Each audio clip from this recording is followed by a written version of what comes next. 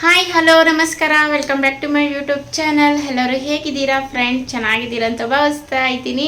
ನಾನು ಕೂಡ ತುಂಬಾ ಚೆನ್ನಾಗಿದ್ದೀನಿ. ಸೊ ಇವತ್ತು ನೈಟಿಂದ ವಿಡಿಯೋ ಮಾಡ್ತಾ ಇದ್ದೀನಿ. ನೈಟ್ ರೂಟೀನ್ನ ಶೇರ್ ಮಾಡ್ಕೊತಾ ಇದ್ದೀನಿ. ಸೊ ಇವಾಗ ಏನು ಮಾಡ್ತಾ ಇದ್ದೀನಿ ಅಂದರೆ ಅಡುಗೆ ಮಾಡ್ತಾ ಇದ್ದೀನಿ ನೋಡಿ ಫ್ರೆಂಡ್ಸ್. ಏನು ಕೆಲಸ ನನ್ನ ಮನೆಯಲ್ಲಿರೋ ಹೌಸ್ ವೈಫ್ ಕಂಪಿರೇ ಮನೆ ಕೆಲಸ. ಅಡುಗೆ ಮಾಡು ತಿನ್ನು ಇದೆ. ತಿನ್ನೋದು ಕಮ್ಮಿ, ಮಾಡೋದು ಜಾಸ್ತಿ. ನಾನು ಬನ್ನಿ. ಸೊ ಇಲ್ಲಿ ಚಿಕನ್ ಬೇಯ್ತಾ ಇದೆ. ಸೊ ಇವತ್ತು ಸಂಡೇ ಆಗಿರೋದ್ರಿಂದ ಮನೆಯಲ್ಲಿ ಏನು ಮಾಡಿಲ್ಲ. ನಮ್ಮ ಸಿಜ್ಜುಗೆ ಇದು ಅದೇನೋ ಗೊತ್ತಿಲ್ಲ ಫ್ರೆಂಡ್ಸ್, ನಮ್ಮ ಸಿಜ್ಜು ಊಟನೇ ಮಾಡ್ತಾ ಇಲ್ಲ. ಮೊಸರನ್ನ ಬಿಟ್ಟು ನಾವು ತಿನ್ನೋ ಊಟ ಎಲ್ಲ ಸ್ವಲ್ಪ ಸ್ವಲ್ಪ ತಿಂತಾ ಇದೆ. ಮೊಸರನ್ನ ತಿಂತಾನೇ ಇಲ್ಲ. ಸೊ ಹಾಗಾಗಿ ಬೆಳಗ್ಗೆಯಿಂದ ಸರಿಯಾಗಿ ಊಟ ಮಾಡಿಲ್ಲ ಅಂತೇಳಿ ಸ್ವಲ್ಪ ಒಂದು 1/4 kg ಅಷ್ಟು ಚಿಕನ್ ತಂದಿದ್ದೀನಿ. ಉಪ್ಪಾಕಿ ಬೇಯಿಸ್ತಾ ಇದ್ದೀನಿ, ಅದನ್ನು ಕೊಡೋಣ ಅಂಥೇಳಿ. ಸೊ ನಮಗೆ ಇಲ್ಲಿ ಬಂದು ನಾನು ಸಾಂಬಾರು ರೆಡಿ ಮಾಡ್ತಾ ಇದ್ದೀನಿ ಫ್ರೆಂಡ್ಸ್. ಸಿಂಪಲ್ಲಾಗಿ ಮಾಡೋಣ ಅಂಥೇಳಿ. ಇವತ್ತು ಸಂಡೇ ಆಗಿದ್ರೇನು ಏನು ಸ್ಪೆಷಲ್ ಮಾಡಿಲ್ಲ. ನಾವು ಜಾಸ್ತಿ ನಾನ್ ವೆಜ್ ತಿನ್ನಲ್ಲ. ತಿನ್ನಬೇಕು ಅನಿಸ್ದಾಗ ತಿಂತೀರಿ. ತಿಂಗಳಲ್ಲಿ ಒಂದು 3-4 ಸತಿ ತಿಂತೀರೇನೋ ಅಷ್ಟೇ. ವಾರಕ್ಕೆ ತಿನ್ನಲೇಬೇಕು ಅಂತ ತಿನ್ನಲ್ಲ. ಸೊ ನಮಗೆ ನಾನ್ ವೆಜ್ ಮೇಲೆ ಅಷ್ಟೊಂದೇನು ಆಸಕ್ತಿ ಇಲ್ಲ. ಇಷ್ಟ, ತುಂಬ ಇಷ್ಟ, ತಿನ್ನಲೇಬೇಕು ಅನ್ನೋದೇನಿಲ್ಲ. ಸೊ ಹಾಗಾಗಿ ಇವತ್ತು ಸಾಂಬಾರು ಬಂದು ಸಿಂಪಲ್ಲಾಗಿ ಹೆಸರುಬೇಳೆ ಸಾಂಬಾರು ಮಾಡ್ತಾಯಿದ್ದೀನಿ. ಸೊ ಏನೇನು ಹಾಕಿದ್ದೀನಿ ಅಂತ ಹೇಳ್ತೀನಿ. ನೀವು ಖಂಡಿತ ಒಂದು ಸತಿ ಟ್ರೈ ಮಾಡಿ, ಕ್ವಿಕ್ಕಾಗಿ ಆಗುತ್ತೆ. ಸೊ ಎಲ್ಲ ಕಟ್ ಮಾಡ್ಕೊಂಡಿದ್ದೀನಿ. ಇನ್ನೇನು ಇದಕ್ಕೆ ನೀರು ಹಾಕಿ ಉಪ್ಪು ಹಾಕಿ 1-2 ವಿಸಿಲ್ ತಗೊಬೇಕು. ತರಕಾರಿ ಬಂದು ಏನು ಹಾಕಿದ್ದೀನಿ ಅಂದರೆ ಹೀರೆಕಾಯಿ ತಂದಿದ್ರು. ನೆನ್ನೆ ವಿಡಿಯೋದಲ್ಲಿ ನೋಡಿದ್ರಲ್ವ ನೀವು ತರಕಾರಿ ಎಲ್ಲ. ಸೊ ಅದೇ ಹೀರೆಕಾಯಿ ಮತ್ತು ಈರುಳ್ಳಿ, ಟೊಮೊಟೊ, ಹಸಿಮೆಣ್ಸಿನ್ಕಾಯಿ, ಹೆಸರುಬೇಳೆ, ಆಮೇಲೆ ಬೆಳ್ಳುಳ್ಳಿ ಇಷ್ಟೂ ಹಾಕಿ ಇವಾಗ 2 ವಿಸಿಲ್ ತಗೊತೀನಿ. ಸೊ ಸಿಂಪಲ್ಲಾಗಿರುತ್ತೆ, ಟೇಸ್ಟ್ ತುಂಬ ಚೆನ್ನಾಗಿರುತ್ತೆ. ನೀವು ಒಂದು ಸತಿ ಟ್ರೈ ಮಾಡಿ ಹೀರೆಕಾಯಿ ಹಾಕಿ. ಸೊ ಹಾಗೆ ನನ್ನ ಮಗನಿಗೆ ನಾನ್ ವೆಜ್ ಅಂದರೆ ತುಂಬ ಇಷ್ಟ. ಕಬಾಬ್ ಮಾಡು ಅಂತ ಹೇಳ್ದ. ನಾನೇ ಬೇಡ ಬಿಡಪ್ಪ ಅಂತ ಹೇಳಿದೆ. ಸೊ ಇವಾಗ ಗೋಬಿಯಿಂದ ಕಬಾಬ್ ಮಾಡೋಣ ಅಂದ್ಕೊಂಡಿದ್ದೀನಿ. ಸೊ ನೆನ್ನೆ ಸಾಂಬಾರು ಮಾಡಿದ್ನಲ್ಲ, ಅದರಲ್ಲಿ ಅರ್ಧ ಹಾಕಿದೆ, ಇನ್ನು ಅರ್ಧ ಎತ್ತಿಟ್ಟಿದೆ. ಸೊ ಇವಾಗ ಇದರಲ್ಲಿ ಗೋಬಿ ಮಾಡ್ತೀನಿ.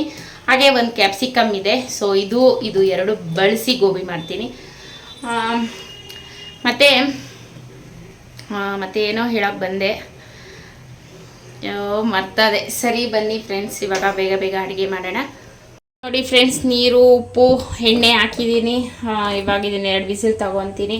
ಸೊ ಇದನ್ನು ಎಲ್ಲ ಕಟ್ ಮಾಡ್ಕೊಂಡಿದ್ದೀನಿ. ಇದಕ್ಕೆ ಮಸಾಲೆ ಹಾಕ್ಬೇಕು ಇವಾಗ ನಾನು. ಸೊ ಹಾಗೆ ಸ್ವಲ್ಪ ಕಲ್ಲಂಗಡಿ ಐತೆ, ಇದನ್ನು ಕಟ್ ಮಾಡಿ ಮಕ್ಕಳು ಕೊಡೋಣ ಅಂತ.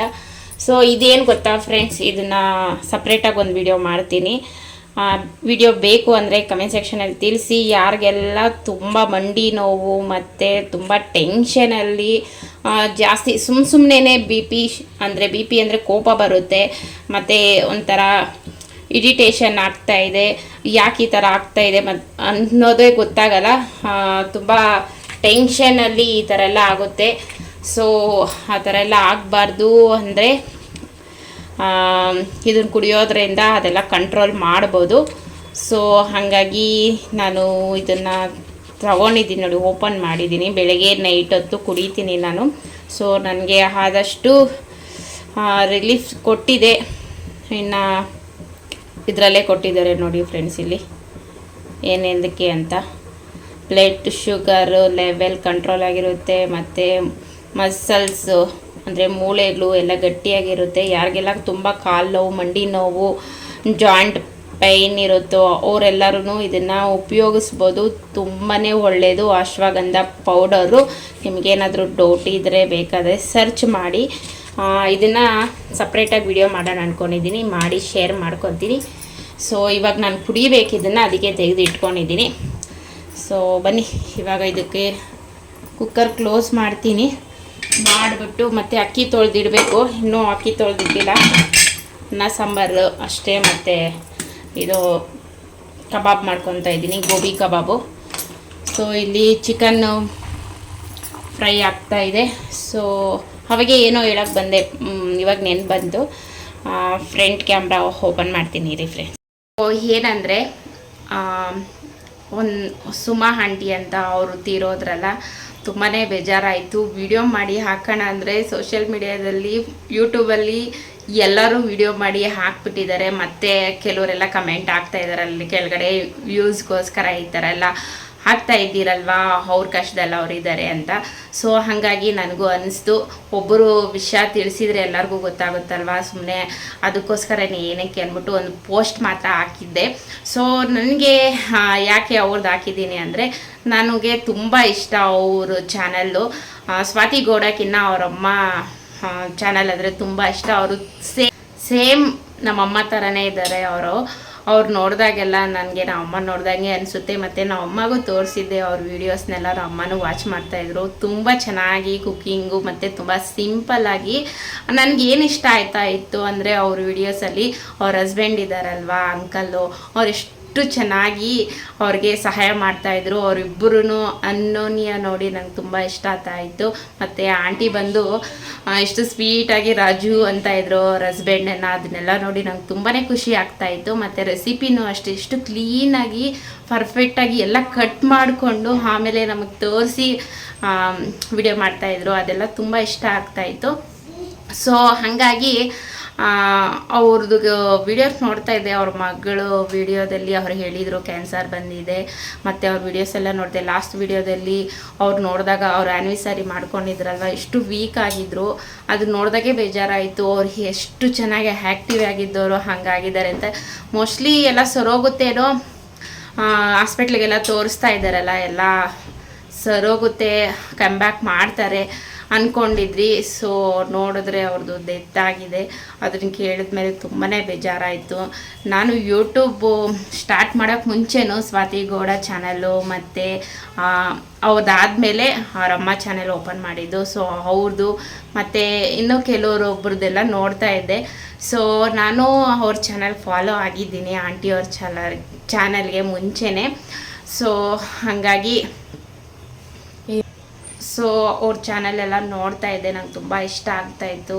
ಅವ್ರಿಗೆ ಸತ್ತಿದ ನಿಜ ನನಗೆ ತುಂಬಾ ಬೇಜಾರಾಯಿತು. ಮತ್ತು ನಾವು ಅಮ್ಮಗೂ ಫೋನ್ ಮಾಡಿ ನಾನು ಹೇಳಿದೆ, ಈ ಥರ ಆಗಿದೆ ಅಮ್ಮ ಅಂತ. ಅವರು ಕೇಳಿದ್ರು, ನೀನು ಹೇಳ್ತಾ ಇದ್ದೆಲ್ಲ ಅವ್ರ ಮಗಳು ಈ ಥರ ನೋಡ್ಕೊತಾ ಇದ್ದಾರೆ ಅವರ ಅಂತ. ಅವ್ರೇ ಅಂತ ಹೇಳಿದೆ. ಅವರು ಕೂಡ ತುಂಬ ಬೇಜಾರು ಮಾಡಿಕೊಂಡ್ರು. ಸೊ ಅವ್ರಿಗೆ ಕ್ಯಾನ್ಸರ್ ಇತ್ತು, ಹಾಗಾಗಿ ಹಾಸ್ಪಿಟ್ಲಿಗೆ ತೋರಿಸ್ತಾ ಇದ್ರು. ಆದ್ರೂ ಈ ಥರ ಆಗಿದೆ.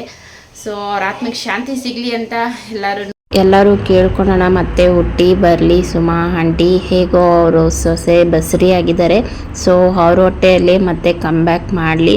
ಅವ್ರ ಮನೆ ಎಲ್ಲರಿಗೂ ದೇವರು ತುಂಬ ಧೈರ್ಯ ಕೊಡಲಿ. ತುಂಬ ನೋವಲ್ಲಿರ್ತಾರೆ. ನಾವು ಎಷ್ಟೇ ಮಾತಾಡ್ಬೋದು, ಅವ್ರ ನೋವನ್ನ ನಾವು ಕಮ್ಮಿ ಮಾಡೋಕ್ಕಾಗಲ್ಲ.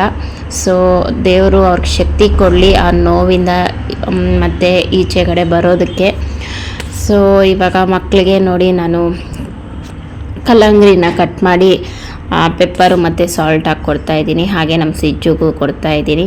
ನಾನು ಅಡುಗೆ ಮಾಡೋಕ್ಕೆ ಬಂದರೆ ಸಾಕು, ಕಿಚನ್ಗೆ ಬಂದು ಕುತ್ಕೊಂಡ್ಬಿಡ್ತಾಳೆ. ಅಡುಗೆ ಮಾಡೋ ಗಂಟ ಇಲ್ಲೇ ಕುತ್ಕೊಂಡಿರ್ತಾಳೆ. ಏನಾದರೂ ಕೊಡ್ತಾಳೆ ಅಂತ ನಾನು ಏನಾದರೂ ತರಕಾರಿ ಏನಾದರೂ ಕಟ್ ಮಾಡಿದ್ರೆ ಕೊಡೋದು, ಮತ್ತು ಅದು ಇದು ಕೊಡ್ತೀನಲ್ವ. ಹಾಗಾಗಿ ನಾನೇನು ಕೊಟ್ಟಿಲ್ಲ ಅಂದರೆ ನಿಂತ್ಕೊಂಡು ನನ್ನ ಎಳಿತಾ ಇರ್ತಾಳೆ, ಕೊಡು ಏನಾದರೂ ಕೊಡು ಅಂತ. ಸೊ ಹಾಗಾಗಿ ಅವಳಿಗೂ ಒಂದು ಪೀಸ್ ಕೊಟ್ಟು ಮಕ್ಕಳು ಕೊಟ್ಟೆ. ಸೊ ನೋಡಿ ಇವಾಗ ನಾನು ಉಗುರು ಬೆಚ್ಚಗೆ ನೀರನ್ನ ಬಿಸಿ ಮಾಡಿಕೊಂಡು ಇದಕ್ಕೆ 1/4 ಸ್ಪೂನ್ ಅಷ್ಟು ಹಾಕ್ಕೊತಾ ಇದ್ದೀನಿ ಅಶ್ವಗಂಧದ ಪುಡಿ. ಇದನ್ನು ಬೆಳಗ್ಗೆ ಖಾಲಿ ಹೊಟ್ಟೆಯಲ್ಲಿ ಮತ್ತು ನೈಟ್ ಊಟ ಮಾಡೋಕ್ಕೆ ಮುಂಚೆ ಕುಡಿಯೋದ್ರಿಂದ ತುಂಬ ಒಳ್ಳೆಯದು. ಸೊ ಇದು ಕುಡಿಯೋದ್ರಿಂದ ಏನೇನು ಉಪಯೋಗ ಇದೆ ನಮ್ಮ ದೇಹಕ್ಕೆ, ಏನಕ್ಕೆ ಇದನ್ನು ಕುಡಿಬೇಕು ನಾವು ಹೆಣ್ಮಕ್ಳು ಅನ್ನೋದನ್ನು ಒಂದು ವಿಡಿಯೋ ಮಾಡ್ತೀನಿ. ಸೊ ಯಾರಿಗಾದರೂ ಇಂಟ್ರೆಸ್ಟ್ ಇದ್ದರೆ ಕಮೆಂಟ್ ಸೆಕ್ಷನಲ್ಲಿ ತಿಳಿಸಿ. ಸೊ ಆದ್ರೂ ಇದನ್ನು ನಾನು ಶೇರ್ ಮಾಡ್ಕೊತೀನಿ. ತುಂಬ ಒಳ್ಳೆಯದು. ನಮ್ಮ 30+ ಆದಮೇಲೆ ಎಲ್ಲ ಹೆಣ್ಮಕ್ಳು ಇದನ್ನು ತಗೊಂಡ್ರೆ ತುಂಬಾ ಒಳ್ಳೆಯದು. ಯಾಕಂದರೆ ಮಂಡಿ ನೋವು, ಟೆನ್ಷನ್ನು, ಸ್ಟ್ರೆಸ್ಟು ಇದೆಲ್ಲ ಇರುತ್ತೆ, ಇದೆಲ್ಲ ಕಮ್ಮಿ ಆಗುತ್ತೆ. ಇದರಿಂದ ಹೊರ ಬರ್ತೀರಿ ನಾವು. ಸೊ ಹಾಗಾಗಿ ಇವಾಗ ನೋಡಿ ಬೇಳೆ ಮತ್ತು ಹೀರೆಕಾಯಿ ಹಾಕಿದ್ನಲ್ವಾ, ಎಲ್ಲ ಚೆನ್ನಾಗಿ ಬೆಂದಿದೆ. ಒಂದು ಸತಿ ಚೆನ್ನಾಗಿ ಮತ್ಸ್ಕೊತಾ ಇದ್ದೀನಿ. ಇವಾಗ ಬಂದು ಒಗ್ಗರಣೆ ಹಾಕ್ಕೊಂಡಿದ್ದೀನಿ. ಸೊ ಸಿಂಪಲ್ಲಾಗಿ ಅಷ್ಟೇ, ಉಪ್ಪು ಖಾರ ಎಲ್ಲ ಕರೆಕ್ಟಾಗಿದೆ ಅಂತ ಚೆಕ್ ಮಾಡಿಕೊಂಡು ಚೆನ್ನಾಗಿ ಕುದಿಸ್ಕೊಂಡು ಒಗ್ಗರಣೆ ಹಾಕ್ಕೊಂಡ್ರೆ ಸಾಂಬಾರು ರೆಡಿ ಆಗುತ್ತೆ. ಸೊ ಈ ಕಡೆ ಅಕ್ಕಿನೂ ತೊಳೆದಿಕ್ಕಿದ್ದೀನಿ, ಅನ್ನನೂ ಆಗಿದೆ. ಇನ್ನು ಇದನ್ನು ಬೋಂಡ ಥರ ಮಾಡ್ಕೊತಾ ಇದ್ದೀನಿ. ಕಡಲೆ ಹಿಟ್ಟು, ಅಕ್ಕಿ ಹಿಟ್ಟು ಮತ್ತು ಖಾರದ ಪುಡಿ, ಶುಂಠಿ ಬೆಳ್ಳುಳ್ಳಿ ಪೇಸ್ಟು, ಹೋಮ್ ಕಾಳು ಹಾಕ್ಕೊಂಡಿದ್ದೀನಿ, ಒಂದು ಸ್ವಲ್ಪ ಸೋಡಾ ಹಾಕ್ಕೊಂಡಿದ್ದೀನಿ. ಸೊ ಇಷ್ಟೇ ಹಾಕ್ಕೊಂಡಿರೋದು. ಸ್ವಲ್ಪ ಖಾರ ಜಾಸ್ತಿ ಹಾಕ್ಕೊಬೇಕು, ಯಾಕಂದರೆ ಅದಕ್ಕೆಲ್ಲ ಖಾರ ಹಿಡಿಬೇಕಲ್ವ ಗೋಬಿಗೆ, ಹಾಗಾಗಿ. ಸೊ ನೀರು ಹಾಕಿ ಚೆನ್ನಾಗಿ ಮಿಕ್ಸ್ ಮಾಡಿಕೊಂಡು, ಎಣ್ಣೆ ಬಿಸಿ ಆಗಿದೆ, ಇವಾಗ ನಾನು ಫ್ರೈ ಮಾಡ್ಕೊತಾ ಇದ್ದೀನಿ.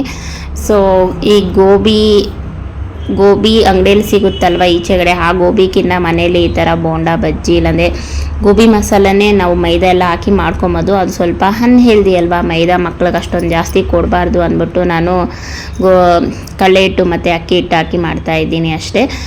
ನಿಮಗೆ ಗೋಬಿನೇ ಬೇಕು ಅಂದರೆ ಮೈದಾ ಹಿಟ್ಟು ಹಾಕ್ಕೊಳ್ಳಿ, ಇಲ್ಲಾಂದರೆ ಕಬಾಬ್ ರೀತಿಯೇ ಬೇಕಂದರೆ ಮೈದಾ ಹಿಟ್ಟು ಹಾಕ್ಕೊಂಡು ಇವಾಗ ನಾವೇನೇನು ಹಾಕ್ಕೊಂಡಿದ್ದೀರೋ ಅದೆಲ್ಲ ಮಸಾಲ ಹಾಕ್ಕೊಂಡ್ರೆ ಸೇಮ್ ಕಬಾಬ್ ಥರನೇ ಟೇಸ್ಟ್ ಬರುತ್ತೆ.